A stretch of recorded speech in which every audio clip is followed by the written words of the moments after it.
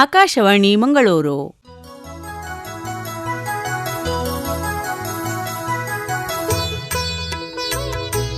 ಕಾವ್ಯಯಾನ ಬತ್ತಲೇಶ್ವರ ಕವಿ ವಿರಚಿತ ಕೌಶಿಕ ರಾಮಾಯಣ ಕಾವ್ಯದ ವಾಚನ ವ್ಯಾಖ್ಯಾನ.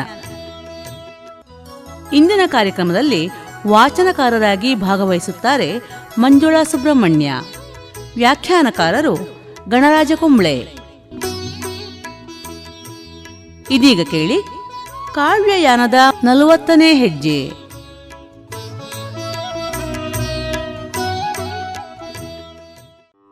ಬಾನುಲಿಯ ಕೇಳುಗ ಬಾಂಧವರಿಗೆ ನಮನಗಳು. ಬತ್ತಲೇಶ್ವರ ಕವಿಯ ಕೌಶಿಕ ರಾಮಾಯಣದ 4ನೆಯ ಸಂಧಿಯಲ್ಲಿ ನಾವಿದ್ದೇವೆ. ಭರತನು ರಾಮನಲ್ಲಿಗೆ ಬಂದು ಚಿತ್ರಕೂಟದ ಎಲೆಮನೆಯಲ್ಲಿ ಸಂಧಿಸಿ ರಾಮನಿಂದಲೇ ಆಣತಿಯನ್ನು ಪಡೆದು ನಂದಿ ಗ್ರಾಮದಲ್ಲಿ ಆಳ್ವಿಕೆಯನ್ನು ತೊಡಗಿದ್ದಾನೆ. ಅವನು ವನವಾಸಿಯಂತೆಯೇ ಇದ್ದಾನೆ. ನಗರವನ್ನು ಬಿಟ್ಟಿದ್ದಾನೆ, ಗ್ರಾಮವನ್ನು ಸೇರಿದ್ದಾನೆ. ರಾಮನ ಪಾದುಕೆಯ ಹೆಸರಿನಲ್ಲಿ ರಾಮರಾಜ್ಯವನ್ನು ಗ್ರಾಮರಾಜ್ಯವಾಗಿ ಮಾಡ್ತಾ ಇದ್ದಾನೆ. ಈ ರಾಮರಾಜ್ಯದ ಮುನ್ನುಡಿಯಾಗಿ ಗ್ರಾಮರಾಜ್ಯವು ಭರತನಿಂದ ನಡೆಯಲ್ಪಟ್ಟಿತು ಅಂತ ನಮಗೆ ಗೋಚರವಾಗ್ತದೆ. ಭರತನು ಬಂದಾಗ ರಾಮನು ಅವನ ರಾಜ್ಯದ ವಿಚಾರವಾಗಿ ಅನೇಕ ಬಗೆಯ ಪ್ರಶ್ನೆಗಳನ್ನು ಮಾಡ್ತಾನೆ. ವಾಲ್ಮೀಕಿ ರಾಮಾಯಣದಲ್ಲಿ ಇದರ ಉಲ್ಲೇಖಗಳು ಕೂಡ ಉಂಟು. ರಾಜ್ಯ ಹೇಗೆ ಸುಭಿಕ್ಷವಾಗಿರಬೇಕು, ಅದೊಂದು ನೆಮ್ಮದಿಯ ರಾಜ್ಯ ಹೇಗಾಗಬೇಕು ಎನ್ನುವುದಕ್ಕೆ ಸಂಬಂಧಿಸಿದಂತೆ ರಾಮಾಯಣದೊಳಗೆ ತುಂಬ ಮೌಲ್ಯಯುತವಾದಂತಹ ಸಂಗತಿಗಳಿವೆ. ಆ ಎಲ್ಲ ಮಾತುಗಳು ಭರತನಿಗೆ ಒಂದು ಪೀಠಿಕೆ ರೂಪದಲ್ಲಿ ದೊರಕಿರಬೇಕು. 14 ವರ್ಷಗಳ ಕಾಲ ಸುದೀರ್ಘವಾದ ಆತನ ಆಳ್ವಿಕೆಯ ಪಯಣಕ್ಕೆ, ಆಳ್ವಿಕೆಯ ಅಯನಕ್ಕೆ ಒಂದು ಬಗೆಯ ಮುನ್ನುಡಿಯಾಗಿರಬೇಕು. ಚಿತ್ರಕೂಟದ ಆ ಪರ್ವತ ಪ್ರಾಂತದಲ್ಲಿ ಮಂದವಾಗಿ ಹರಿಯುತ್ತಿರುವ ಮಂದಾಕಿನಿಯ ತೀರದಲ್ಲಿ ರಾಮ, ಸೀತೆ, ಲಕ್ಷ್ಮಣರು ಎಲೆಮನೆಯ ವಾಸವನ್ನು ಮಾಡ್ತಾ ಇದ್ದಾರೆ. ಬೇಕಾದಂತೆ ಯಥೇಷ್ಟವಾಗಿ ಸಿಹಿಯಾದ ಹಣ್ಣುಗಳು, ಪುಣ್ಯ ಜಲ, ಮುನಿಗಳ ಗೋಷ್ಠಿ, ಆ ಪರ್ವತದ ತಪ್ಪಲು ಪ್ರದೇಶದಲ್ಲಿ ಸುಗಂಧವಾದಂತಹ ಪುಷ್ಪಗಳನ್ನು ಹೊಂದಿದಂತಹ ತರುಲತೆಗಳು, ಇವುಗಳೆಲ್ಲವನ್ನು ಕೂಡ ಅವರು ಅನುಭವಿಸ್ತಾರೆ. ವನವಾಸದ ಕಷ್ಟಗಳನ್ನು ಮರೆಯುತ್ತಾರೆ. ಹೀಗೆ ಮರೆಯುವುದನ್ನು ಅವರು ಕಲಿತಾರೆ. ಅಯೋಧ್ಯೆಯನ್ನೇ ಮರೆಸುವಷ್ಟು ಅವರು ವನವಾಸವನ್ನು ಇಷ್ಟಪಡ್ತಾರೆ. ತನಗೊದಗಿದಂತಹ ಪರಿಸ್ಥಿತಿಯನ್ನು ತನಗೆ ಬೇಕಾದಂತೆ ಒಬ್ಬ ಧೈರ್ಯಶಾಲಿಯಾದಂತಹ ವ್ಯಕ್ತಿ ಬದಲಿಸಿಕೊಳ್ತಾನೆ ಎನ್ನುವುದಕ್ಕೆ ರಾಮನೇ ಒಂದು ಖಚಿತವಾದ ಉದಾಹರಣೆ. ಸೀತೆಗೂ ಕಷ್ಟ ಇಲ್ಲ, ರಾಮನಿಗೂ ಕಷ್ಟ ಇಲ್ಲ, ಲಕ್ಷ್ಮಣನಿಗೂ ಕಷ್ಟ ಇಲ್ಲ. ಕಷ್ಟವನ್ನು ಅವರು ತೋರಿಕೊಳ್ಳುವವರಲ್ಲ, ಇನ್ನೊಬ್ಬರ ಕಷ್ಟಕ್ಕಾಗಿ ಮಿಡಿಯುವವರು. ಹಾಗೆಯೇ ಒಂದು ದಿನ ಒಂದು ತರುನೆರಳಿನಲ್ಲಿ ರಾಮ, ಸೀತೆಯರು ವಿಶ್ರಾಂತಿಯಲ್ಲಿದ್ದಾರೆ. ಸೀತೆಯ ತೊಡೆಯ ಮೇಲೆ ರಾಮ ತಲೆಯನ್ನಿಟ್ಟಿದ್ದಾನೆ. ಅವನಿಜೆಯ ಮೃದು ತೊಡೆಯಲಿ, ಮೃದು ತೊಡೆಯಲೊರಗಿದ್ದವನಿಪತಿ ನಿದ್ದೆಯನು ತಾಳಿರೆ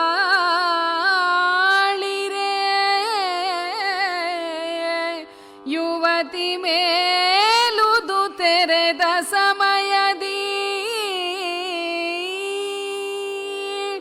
ಮೇಲುದು ತೆರೆದ ಸಮಯದಿ ವಾಯಸಾಸುರನು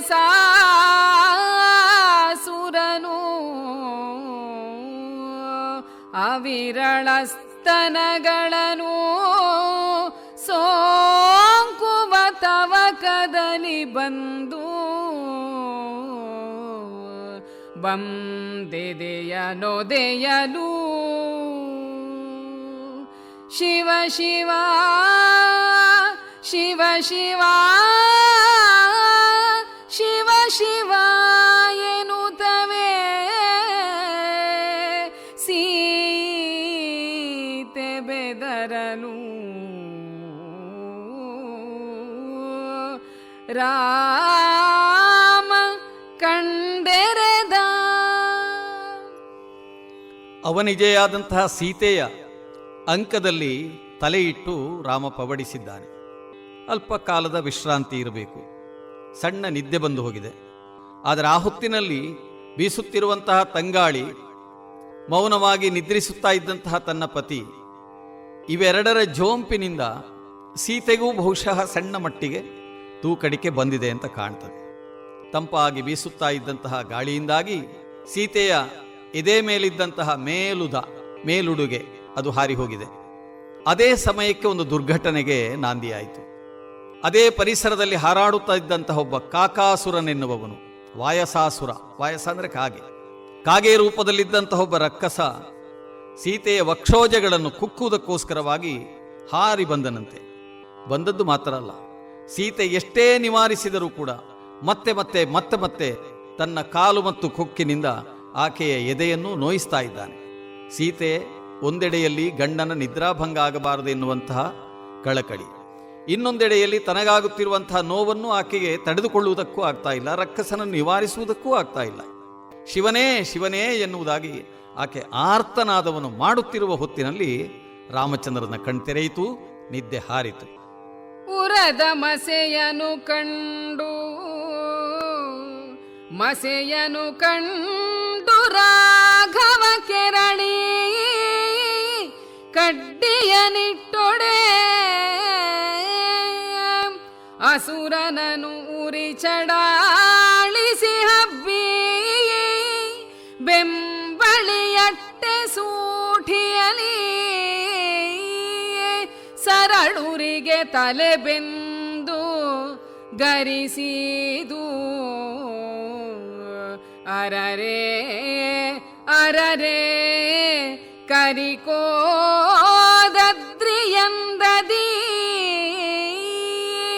ತಿರುಗಿದನು ಹಿಂದಿಕ್ಕಿ ಕೊಂಬನನು ಅರಸಿಮೂ ಜಗವ. ತನ್ನ ಮಡದಿಯ ಎದೆಯನ್ನು ಕುಕ್ಕಿ ನೋಯಿಸುತ್ತಾ ಇರುವಂತಹ ವಾಯಸಾಸುರನನ್ನು ಶ್ರೀರಾಮಚಂದ್ರ ಕಾಣ್ತಾನೆ. ಕಂಡಾಕ್ಷಣವೇ ಕೋಪದಿಂದ, ಆಯುಧಗಳನ್ನು ಹಿಡಿಯುವಷ್ಟು ಸಮಯವೂ ಇಲ್ಲದ್ದರಿಂದ ಅಲ್ಲೇ ಇದ್ದಂತಹ ಒಂದು ಹುಲ್ಲು ಕಡ್ಡಿಯನ್ನು ಎತ್ತಿ ಅಭಿಮಂತ್ರಿಸಿ ಅದನ್ನೇ ಅಸ್ತ್ರವನ್ನಾಗಿ ಮಾಡಿ ಅಸುರನ ಮೇಲೆ ಪ್ರಯೋಗ ಮಾಡ್ತಾನೆ. ಅದು ಬೆಂಕಿ ಹತ್ತಿದ ಕೊಳ್ಳಿಯಂತೆ ವಾಯಸಾಸುರದನ್ನು ಓಡಿಸುವುದಕ್ಕೆ ತೊಡಗ್ತದೆ. ಅಸ್ತ್ರದ ಭಯದಿಂದ ವಾಯಸಾಸುರ ಓಡ್ತಾನೆ, ಬಾಣ ಅವನನ್ನು ಓಡಿಸ್ತದೆ. ಸರಳಿನ ಉರಿ ಈ ಕಾಕಾಸುರನ ತಲೆಯನ್ನು ಸುಡುತ್ತದೆ. ಅದೇ ರೀತಿಯಲ್ಲಿ ಅವನ ಗರಿಗಳನ್ನು ಕೂಡ ಸುಟ್ಟು ಹಾಕುತ್ತದೆ. ಜೀವ ಉಳಿಸಿಕೊಂಡರೆ ಸಾಕು ಎನ್ನುವ ಭಯದಿಂದ ಕಾಕಾಸುರ ಪಲಾಯನವನ್ನು ಮಾಡ್ತಾನೆ. ಆದರೆ ಎಲ್ಲಿಯೂ ಅವನಿಗೆ ರಕ್ಷಣೆ ಸಿಗುವುದಕ್ಕೆ ಸಾಧ್ಯ ಇಲ್ಲ. ಎಲ್ಲಾದರೂ ರಕ್ಷಣೆ ಇದೆಯೇ ಎನ್ನುವುದಾಗಿ ಆತ ಸುತ್ತದ ಸ್ಥಳವಿಲ್ಲ. ಆತ ಕಾಕಾಸುರ ಎಲ್ಲಿವರೆಗೆ ಹೋದ ಅಂದರೆ ಕವಿ ವರ್ಣನೆಯನ್ನು ಮಾಡ್ತಾನೆ. ಅವನು ಸತ್ಯಲೋಕಕ್ಕೆ ಹೋದನಂತೆ. ಹುಟ್ಟು ಸಾವುಗಳನ್ನು ಬರೆದಿಟ್ಟು ವಿಧಿಸುವವನು ವಿಧಾತ. ಅವನಿಗೆ ಹೋಗಿ ಕೈ ಮುಗಿದರೆ ಅವನಲ್ಲಿ ರಕ್ಷಣೆ ಇಲ್ಲ. ಅವನು ಇವನಿಗೆ ಕೈ ಮುಗಿತಾನೆ, ನನ್ನಿಂದ ಆಗುವುದಿಲ್ಲ ಅಂತ. ಪರಬ್ರಹ್ಮನೆನಿಸಿದಂತಹ ಶ್ರೀರಾಮಚಂದ್ರನಿಗೂ ಕೈ ಮುಗಿತಾನೆ, ಕಾಯುವುದಾದರೆ ಅವನೊಬ್ಬನೇ ಅಂತ. ಹಾಗಾಗಿ ಸರಸಿಜಾಸನ ಕೈಮುಗಿದ ಎನ್ನುವುದು ರೂಢಿಯ ಒಂದು ಪದವು ಕೂಡ ಹೌದು. ಕೈ ಚೆಲ್ಲಿದ ಎಂಬ ಅರ್ಥವು ಕೆಲವೊಮ್ಮೆ ಬರ್ತದೆ. ಅಸಹಾಯಕರಾದ ಹೊತ್ತಿನಲ್ಲಿ ನಾವು ಕೈ ಮುಗಿತೇವೆ ಅಂತ ಕವಿ ಬಹಳ ರೂಢಿಯ ಒಂದು ಶಬ್ದವನ್ನು ಇಲ್ಲಿ ಬಳಸಿದ್ದಾನೆ. ಸತ್ಯಲೋಕದಲ್ಲಿ ಆಗಲಿಲ್ಲ ಎನ್ನುವಾಗ 14 ಲೋಕಗಳನ್ನಾಡುವಂತಹ ದೇವೇಂದ್ರನಲ್ಲಿಗೆ ಕಾಕಾಸುರ ಧಾವಿಸ್ತಾನೆ. ವರುಣನಲ್ಲಿ ಹೋಗ್ತಾನೆ. ವರುಣ ಅಂದರೆ ಜಲಾಧಿಪ. ಬೆಂಕಿಯ ಕೊಳ್ಳಿಯಂತಿರುವ ಅಸ್ತ್ರ ಹಿಂಬಾಲಿಸಿ ಬರ್ತಾ ಇದೆ, ವರುಣನೇ ಕಾಪಾಡು ಅಂತ ಹೇಳಿದರೆ ಶರಣಾಗತ ವತ್ಸಲನೆನಿಸಿದ, ಶರಣಜನ ಕಾಮಧೇನು ಎನಿಸಿದ ಶ್ರೀರಾಮಚಂದ್ರನಿಗೆ ವರುಣನೇ ಶರಣಾಗ್ತಾನಂತೆ. ಅವನಲ್ಲದೆ ಇನ್ಯಾರು ಕಾಯುವವರು ಅಂತ. ಆಮೇಲೆ ಇನ್ನೊಬ್ಬ ದಿಕ್ಪಾಲಕ ಇದ್ದಾನೆ, ಅವನು ನೈಋತ್ಯ ದಿಕ್ಕಿದವನು, ಅವನಿಗೆ ನಿವೃತ್ತಿ ಅಂತ ಹೆಸರು. ಅವನ ಬಳಿಗೆ ಹೋದರೆ ಅವನು ನಿನಗೆ ಮರುಳೋ ಅಂತ ಕೇಳ್ತಾನೆ. ರೂಢಿಯಲ್ಲೊಂದು ಮಾತುಂಟು, ಹರಕೊಲ್ಲಲ್ ಪರಕಾಯುವನೆ ಅಂತ. ಭಗವಂತನೇ ಕೊಲ್ಲುವುದಕ್ಕೆ ಬಂದ ಅಂತ ಆದರೆ ಮತ್ತಾರು ಕಾಯುವವರಿಲ್ಲ ಅಂತ, ಇದ್ದಾರೆ ಅಂತ ಭಾವಿಸಿದ್ರೆ ಅದನ್ನು ಮರುಳು ಅಂತ. ಆದರೆ ಅಲ್ಲಿ ಯಾವುದೇ ರೀತಿಯಾದಂತಹ ಫಲವು ಸಿಗದೇ ಇದ್ದಾಗ ಅವನಿಗೆ ರಾಮನೇ ಮತ್ತೆ ಶರಣು ಅಂತ ಅನ್ನಿಸ್ತದೆ. ಹಾಗಾಗಿ ಓಡೋಡಿ ಬಂದು ಕಾಯೋ ಹರಿಯೇ ಎನ್ನುವುದಾಗಿ ರಾಮನ ಪಾದವನ್ನು ಹಿಡ್ಕೊಳ್ತಾನೆ. ನನ್ನ ಅಪರಾಧವನ್ನು ಮನ್ನಿಸಬೇಕು, ಮರೆಹೊಕ್ಕವರನ್ನು ಕಾಯುವುದು ರಾಜರಾದವರಿಗೆ ಬಿರುದಲ್ವೇ, ಆದ್ದರಿಂದ ನಿನ್ನನ್ನು ಶರಣು ಹೊಕ್ಕಿದ್ದೇನೆ, ನನ್ನನ್ನು ಕಾಪಾಡು ಕಾಪಾಡು ಎನ್ನುವಾಗ ರಾಮನಿಗೆ ನಗೆ ಬಂತಂತೆ. ಆಗ ರಾಮ ಹೇಳ್ತಾನೆ, ಅಪರಾಧಿಗೆ ಒಂದು ಶಿಕ್ಷೆ ಎನ್ನುವುದಾಗಲೇಬೇಕು. ಆದ್ದರಿಂದ ನಾನು ಎಸೆದಂತಹ ಬಾಣ ಹುಸಿಯಾಗಕೂಡದು. ನನ್ನ ಬಾಣಕ್ಕೊಂದು ಗುರಿಯನ್ನು ನೀನು ಕೊಟ್ಟು ಬಿಡು, ನಿನ್ನನ್ನು ಕಾಯ್ತೇನೆ ಎಂದನಂತೆ. ಆಗ ಕಾಕಾಸುರ ಜೀವ ಉಳಿದರೆ ಸಾಕು ಎಂದುಕೊಂಡು ತನ್ನ 2 ಕಣ್ಣುಗಳಲ್ಲಿ ಒಂದು ಕಣ್ಣನ್ನು ಆ ಬಾಣಕ್ಕೆ ಆಹುತಿಯಾಗಿ ಕೊಡ್ತಾನೆ. ರಾಮವನನ್ನು ಹರಸಿ, ನಿನಗೆ ಕಣ್ಣೆರಡಿದ್ದರೂ ಕೂಡ ದೃಷ್ಟಿ ಒಂದೇ ಆಗಿ ನಿನ್ನ ಬದುಕಿಗೆ ಆಧಾರವಾಗಲಿ ಅಂತ ಆತನನ್ನು ಕಳುಹಿಸಿಕೊಡ್ತಾನೆ. ಹೀಗೆ ಕಳುಹಿಸಿ ಕೊಟ್ಟಾಗ ಬಡಜೀವವೇ ಬದುಕಿದೆಯಾ ಎನ್ನುವುದಾಗಿ ಆತ ಹಾರಿಹೋದನಂತೆ. ಈ ರೀತಿಯ ಒಂದು ಅವಘಡ ಸೀತಾರಾಮ ಲಕ್ಷ್ಮಣರ ಬದುಕಿನಲ್ಲಿ ಬಂತು ಎನ್ನುವಾಗ ಆ ಪರಿಸರದಲ್ಲಿದ್ದಂತಹ ಋಷಿಗಳು ತುಂಬ ಕರುಣೆಯಿಂದ ಏನು ಮಾಡಿದರು ಎನ್ನುವುದು ಮುಂದಿನ ಪದದ ವಿಚಾರ. ಅಸುರ ಖಗ ಚಂಡಾಲ ಸೋಂಕಿದ ಬಿಸುರು ಹಾಕ್ಷಿಯನು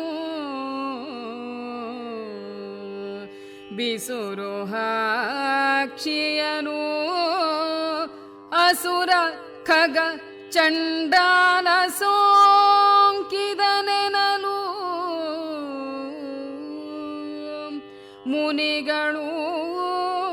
ಮುನಿಗಳು ಬೆಸಸಿದರು ಬಹುತೀರ್ಥ ಸೇಚನದಿಂದ ಶಾಂತಿಯನು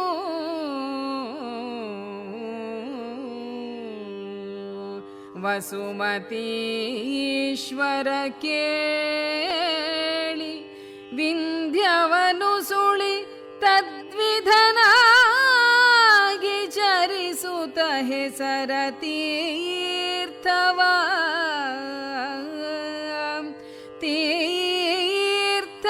ಮೀವು ತೈತರಲು ಅಡವಿ ಮಧ್ಯದಲ್ಲಿ ಪಕ್ಷಿ ರೂಪದಲ್ಲಿ ಬಂದಂತಹ ರಾಕ್ಷಸ ಸೀತೆಗೆ ಮಾಡಿದ ಅನ್ಯಾಯವನ್ನು ಕಂಡು ಸದಾ ರಾಕ್ಷಸರಿಂದ ಅನ್ಯಾಯಕ್ಕೊಳಗಾಗುತ್ತಾ ಇದ್ದಂತಹ ತಪಸ್ವಿಗಳು ಮುನಿಗಳು ಬಹಳ ಆತಂಕಕ್ಕೊಳಗಾದರಂತೆ. ಹೀಗಾಗಬಾರದಿತ್ತು ಅಂತ.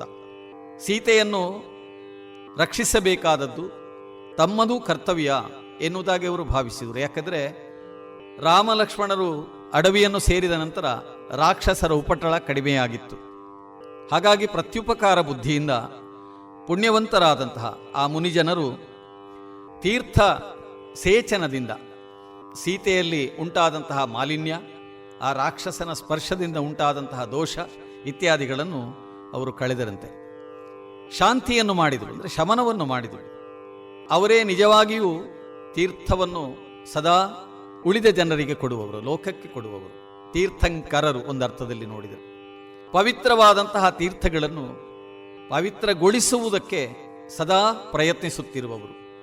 ಪವಿತ್ರವಾದಂತಹ ತೀರ್ಥದಿಂದ ಭಗವಂತನ ರೂಪದಲ್ಲಿದ್ದ ರಾಮನಿಗೆ, ಲಕ್ಷ್ಮಿಯೇ ಆಗಿರುವಂತಹ ಸೀತೆಗೆ ತಾವು ಜಲಾಭಿಷೇಚನವನ್ನು ಮಾಡಿ ಆ ಮೂಲಕವಾಗಿ ಶಾಂತಿಯನ್ನು ಮಾಡಿದರಂತೆ. ವನವಾಸ ಮತ್ತೆ ಮುಂದುವರಿಯಿತು. ಚಿತ್ರಕೂಟದಿಂದ ಮುಂದಕ್ಕೆ ಅವರು ವಿಂಧ್ಯ ಪರ್ವತದ ಕಡೆಗಾಗಿ ಸಾಗುತ್ತಾ ವಿಶಿಷ್ಟವಾದಂತಹ ತೀರ್ಥಗಳಲ್ಲಿ ಮೀಯುತ್ತಾ ಪುನೀತರಾಗುತ್ತಾ ಮುಂದಕ್ಕೆ ಸಾಗುತ್ತಾ ಇದ್ದಾಗ ಇನ್ನೊಂದು ಘಟನೆ ನಡೆಯಿತು. ಅಸುರನೊಬ್ಬ ವಿರಾಧನೆಂಬವ ಬಿಸಜವದನೆಯ ಕಂಡು ಕಾಮಿಸಿ ಕುಸುಮ ಶರದಲ್ಲಿ ನೊಂದು ಹಿಂದಿಹರಮೆಯ ಕೈ ದುಡುಕಿ ಹುಸಿಕನಂಬರ ಕುಗಿದು ನೆಗೆದನು ದೆಸೆಗೆ ಬಾಯ್ ಬಿಟ್ಟೊರಲೆ ಭೂಸುತೆ ಬಾಯ್ ಬಿಟ್ಟೊರಲೆ ಒಸರು ಗಂಬನಿಯಿಂದ ಗೋಳಿಡುತ್ತಿರಲು ಹರಿಕಂಡ.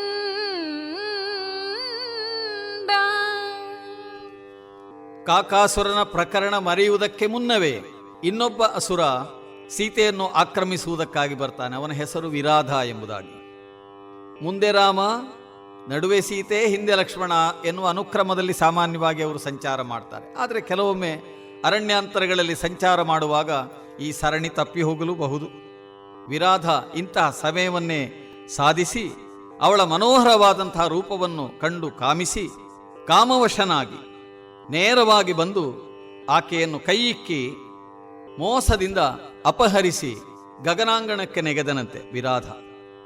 ಆಕಸ್ಮಿಕವಾಗಿ ಒದಗಿದ ಅನಾಹುತಕ್ಕೆ ಬೆದರಿದಂತಹ ಸೀತೆ ಕಣ್ಣೀರು ಸುರಿಸುತ್ತಾ ಗೋಳಾಡುತ್ತಾ ರಾಮ ರಾಮ ನನ್ನನ್ನು ರಕ್ಷಿಸು ಅಂತ ಕೂಗುತ್ತಾ ಇದ್ದಾಗ ಅಲ್ಲೇ ಅನತಿ ದೂರದಲ್ಲಿ ಇದ್ದಂತಹ ರಾಮಲಕ್ಷ್ಮಣರಿಗೆ ಕಂಡಿತು. ರಾಮ ನೋಡ್ತಾ ಇದ್ದಾನೆ, ಆಕಾಶದಲ್ಲಿ ರಾಕ್ಷಸ ವಿರಾಧ ಸೀತೆಯನ್ನು ಎತ್ತಿಕೊಂಡು ಹಾರಿ ಹೋಗ್ತಾ ಇದ್ದಾನೆ. ತಕ್ಷಣದಲ್ಲೇ ತನ್ನ ಕೈಯಲ್ಲಿದ್ದಂತಹ ಧನುಸ್ಸಿಗೆ ಹಗ್ಗವನ್ನು ಕಟ್ಟಿ ಭೈರವಾಸ್ತ್ರ ಎಂಬ ವಿಶೇಷವಾದ ಅಸ್ತ್ರವೊಂದನ್ನು ತೆಗೆದು ಆ ವಿರಾಧನ ಕಡೆಗಾಗಿ ಪ್ರಯೋಗ ಮಾಡ್ತಾನಂತೆ. ಆ ಹೊತ್ತಿನಲ್ಲಿ ಬಾಣದ ಏಟನ್ನು ತಿಂದ ಆ ರಾಕ್ಷಸ ತಕ್ಷಣದಲ್ಲೇ ಭೂಮಿಗೆ ಬೀಳ್ತಾನೆ. ಒಂದು ದೊಡ್ಡ ಬೆಟ್ಟವೇ ಕೆಳಗೆ ಬಿದ್ದ ಹಾಗಾಯಿತು, ಕಳಚಿ ಬಿದ್ದ ಹಾಗಾಯಿತು. ಅಷ್ಟಾಗುವಾಗ ಅವನು ಬೀಳುವ ಹೊತ್ತಿಗೆ ಸೀತೆಗೂ ಅವನ ಬಂಧನದಿಂದ ಬಿಡುಗಡೆಯಾಯಿತು. ರಾಮಚಂದ್ರ ಸೀತೆಯನ್ನು ತನ್ನ ಬಳಿಗೆ ಕರೆದು ಅವಳಿಗೆ ಅಭಯವನ್ನಿತ್ತು. ಮರುಕ್ಷಣದಲ್ಲಿ ಕಾಣ್ತಾರೆ, ವಿರಾಧನ ದೇಹ ಬಿದ್ದಲ್ಲಿಂದ ಜ್ಯೋತಿಸ್ವರೂಪನೊಬ್ಬ ಮೇಲಕ್ಕೆ ನೆಗೆದು ನಿಂತಿದ್ದಾನೆ. ಆತ ರಾಮನಿಗೆ ನಮಿಸ್ತಾ ಇದ್ದಾನೆ. ತನ್ನ ದಿವ್ಯ ರೂಪವನ್ನು ತೋರುತ್ತಾ ಶ್ರೀರಾಮನಿಗೆ ಶರಣು ಶರಣು ಎನ್ನುತ್ತಿದ್ದಾನೆ. ಅದು ಹೇಗಿದೆ ನೋಡೋಣ. ಹರಿಯ ಕರ ಸೋಂಕಿಂದ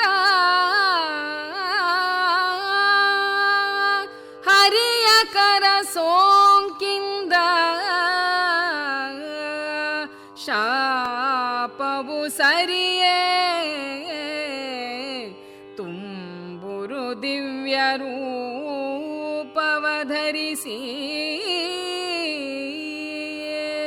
ಹರಿ ಹರಿ ಹರಿ ಶರಣು ಶರಣೆನುತ ಪದದಲ್ಲಿ ಬಿದ್ದು ಕೈ ಮುಗಿದ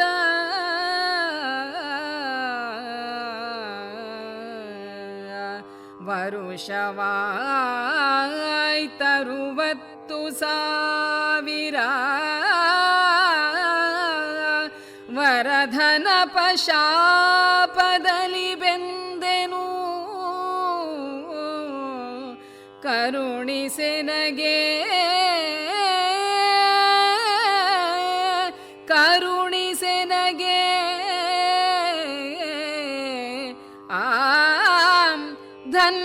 ಧನ್ಯನಾದೆನು ಧನ್ಯನಾದೆನು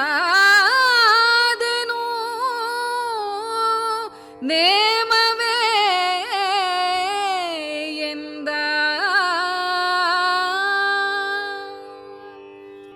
ರಾಮನ ಬಾಣದ ಪೆಟ್ಟನ್ನು ತಿಂದಂತಹ ರಾಕ್ಷಸ ದಿವ್ಯ ರೂಪವನ್ನು ತಾಳಿದ್ದಾನೆ.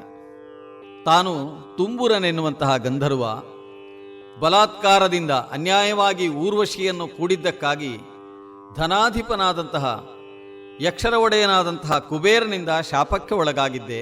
60,000 ವರ್ಷ ಆಯಿತು ಸ್ವಾಮಿ, ಈ ಕಷ್ಟದೊಳಗಿದ್ದೇನೆ. ನಿನ್ನ ಬಾಣದಿಂದ ಈಗ ಶಾಪ ವಿಮುಕ್ತಿಯನ್ನು ಪಡೆದಿದ್ದೇನೆ. ನನಗೆ ಕರುಣೆಯನ್ನು ತೋರಬೇಕು, ನನ್ನನ್ನು ಹರಸಬೇಕು. ನಾನಿನ್ನು ಮುಂದೆ ನನ್ನ ಕರ್ತವ್ಯದಲ್ಲಿ ಮಗ್ನನಾಗ್ತೇನೆ ಎನ್ನುವುದಾಗಿ ರಾಮನಿಂದ ಬೀಳ್ಕೊಂಡು ತುಂಬುರು ಅಲ್ಲಿಂದ ಸಾಗ್ತಾನೆ.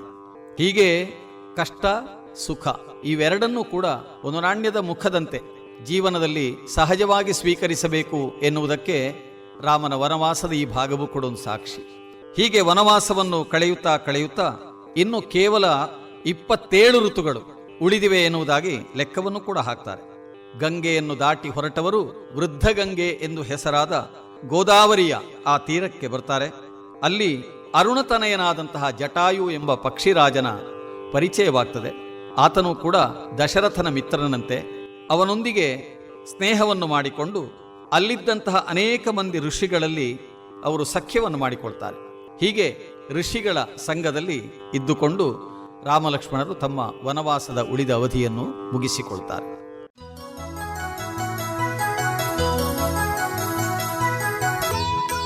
ಇದುವರೆಗೆ ಕಾವ್ಯಯಾನ ಬತ್ತಲೇಶ್ವರ ಕವಿ ವಿರಚಿತ ಕೌಶಿಕ ರಾಮಾಯಣ ಕಾವ್ಯದ ವಾಚನ ವ್ಯಾಖ್ಯಾನದ 40ನೇ ಹೆಜ್ಜೆ ಪ್ರಸಾರವಾಯಿತು.